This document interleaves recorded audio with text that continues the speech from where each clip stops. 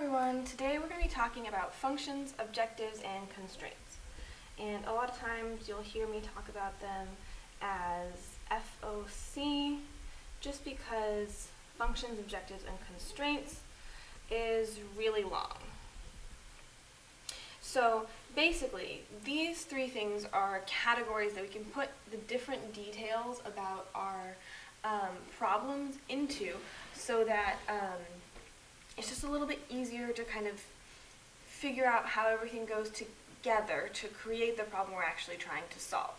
I'm going to zoom in a little bit so we can, yeah, that'll be a little easier, great. Okay, so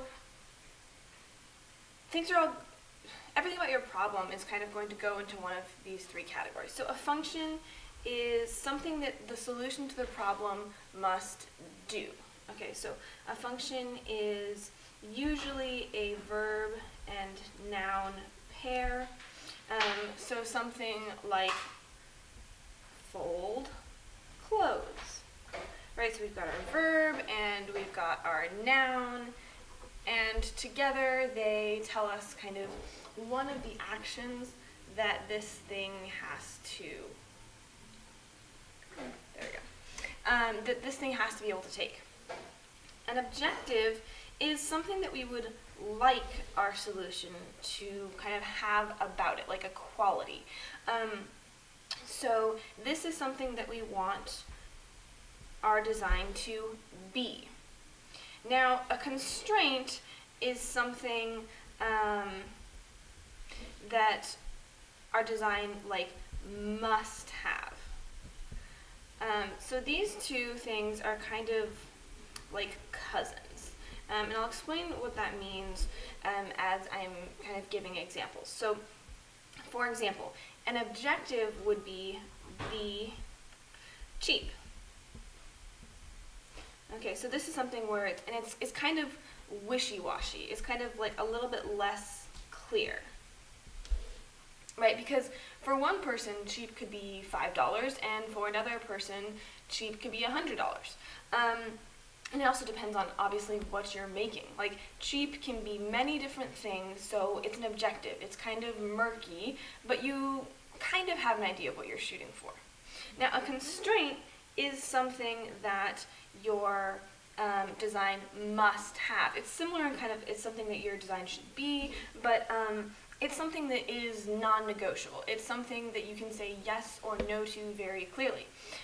So, for example, instead of be cheap, if we were to put that into a constraint form, we could say produced for less than $20. Right? So the difference between these two things is if something is cheap, right, that's kind of like, who knows, really depends, what are you talking about, who are you talking about, all that kind of stuff. But $20 is $20. Right? Like, there's no wiggle room. You can say yes or no. And I think that's the way I kind of try to differentiate those two things. Is a constraint is yes or no, whereas an objective is kind of like wishy-washy. Okay. So, again, the whole point of having these categories is to help you kind of figure out how much room you have in your design space and what exactly, so design space is kind of like how crazy you can get with your ideas, what kind of things need to be included in them, and it's to kind of help you clarify your thoughts as you go through that process.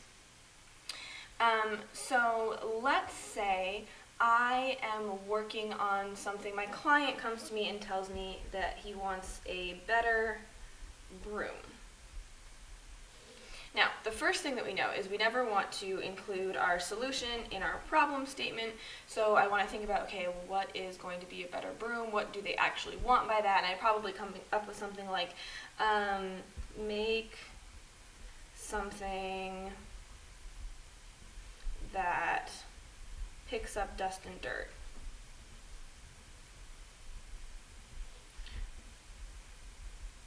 Off the floor. Right, that's nice and broad, okay? And obviously I would add some objectives and constraints, that sort of thing, to the end of this in my kind of second sentence. But as a quick, short problem statement, right? Something that picks up dust and dirt off the floor, it must be better than a broom, right? Now, let's think about this in terms of functions, objectives, and constraints.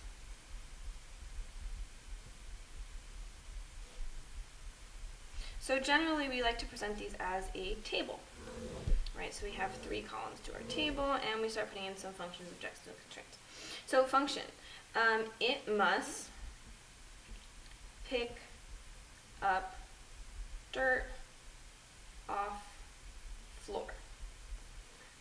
So in this case, we have pick up dirt, or pick up is our verb, and then our noun is dirt, and then specifically we're going for off the floor. So this one's a little bit more detailed than kind of my first example up here. Now, we're going to come back to functions because we're probably going to have more than just this one function. But for right now, we're going to leave this right here and kind of flesh out a little bit more of the things, other things that are obvious in other categories. So objectives, an objective here was be better than a broom.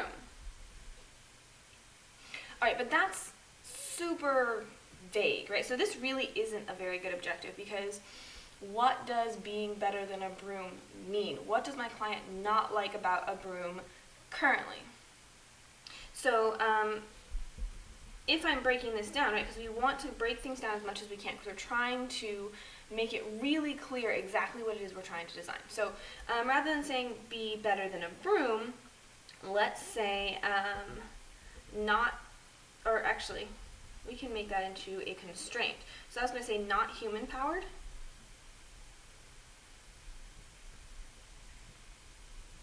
Right, so this is something that is different, right? Like a broom, you know, maybe they're annoyed that they have to sweep and they don't like doing that. And another constraint could be like maybe they don't like that they can't get under the furniture. So must clean, or let's say must reach or work under furniture, right? Because that could be a problem that they have with a broom, that it's hard to get under your furniture with it. Now in terms of objectives we might be able to come up with off of better than a broom, let's see, maybe we'll say an objective would be, let's say, leave less dirt on the floor than a broom, right? Because that's subjective, right? It depends on who's sweeping, but like generally we want to make sure it's at least as clean as using a broom. And another one could be like clean faster than sweeping. So do you see how we can take this one idea, this one kind of general thing, and we break it down into multiple objectives and constraints? Now, you might have more, you might have, you should probably have at least a couple in each category. And if not, then be creative and think of some ways you can break down the things that you already have to make more specificity, because the more specific you can be, the better you are going to be able to try to solve this problem in the end.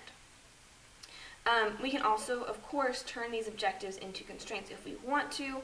So, for example, leave less dirt on the floor than a broom. Maybe we do some experiments and we find out that generally brooms leave, I don't know, 8 particles of dust per square centimeter or something like that. We could say like must leave less than 8 particles of dirt per centimeter on the floor, right? And that's a constraint because that has a clear yes or no, rather than this, which is kind of a little bit more flexible.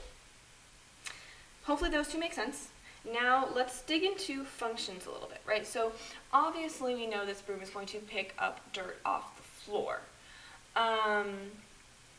but that's just part of what a broom really does, right? Because you want to think of the whole process of sweeping.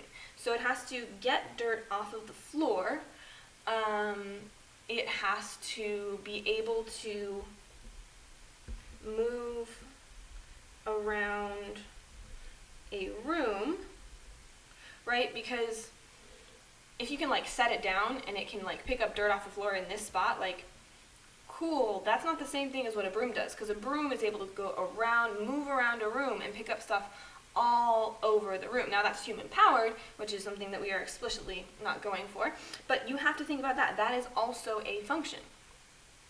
Another thing that it has to do, if you think about a broom, right, you have the dustpan part of the broom. So you're able to transport the dirt, which is important because if you just kind of pick it up but then you're stuck there, right, so how are you transporting dirt?